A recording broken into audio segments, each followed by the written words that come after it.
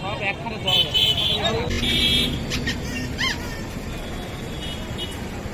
ধরো।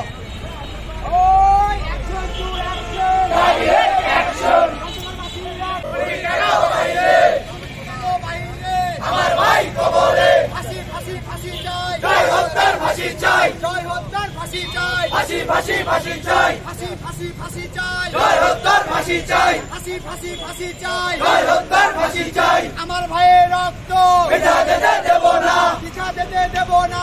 আমার জয়কে যারা হত্যা করেছে, যারা নৃশংসভাবে হত্যা করেছে, তাদের ফাঁসি চাই।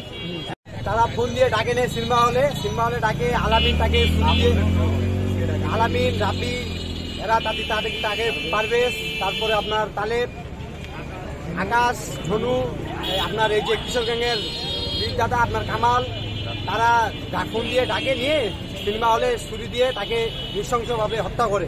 এবং তারা যে আসামি 8 জন, তাদের মধ্যে 6 জনকে প্রশাসন গ্রেপ্তার করেছে।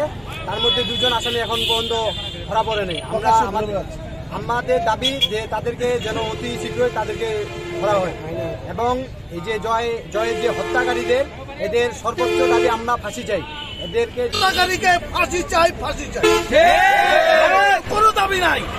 অবশ্যই মূল আসামি তাকে আমরা ফাঁসি চাই। বিকালবেলা দোকানে ছিল, তাকে সিনেমা হল রোডে সন্ধ্যাবেলা ডাকায় নিয়ে গিয়ে নির্মমভাবে হত্যা করা হয়েছে। আমাদের পঞ্চগড় ডিস্ট্রিক্টে এরকম কোনো রকম ঘটনা ছিল না। এই প্রথম ডাকে নিয়ে রাস্তার মধ্যে ওপেনলিভাবে আমার ভাইকে হত্যা করা হয়েছে।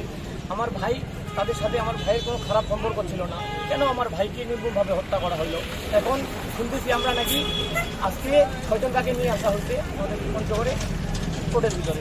এখন ওনারা বলতেছে, নানা রকম কথা বলতেছে যে ওনারা নাকি ওদেরকে জামিনের কথা বলতেছে। এবং ওর হত্যার পিছনে টোটাল 8-9 জন ছিল, তার মধ্যে 6 জন তাকে গ্রেপ্তার করা হয়েছে।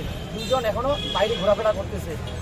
ওই 2 জন কাকে যেন পুলিশ প্রশাসন ইত্যাদি ওনারা যেন ধরে এবং তাদের পদক্ষেপ যাতে খুব ভয়ঙ্করভাবে নেয়, যাতে পরবর্তী সমাজে বা এরকম কোনো কিছু না হয়। আমাদের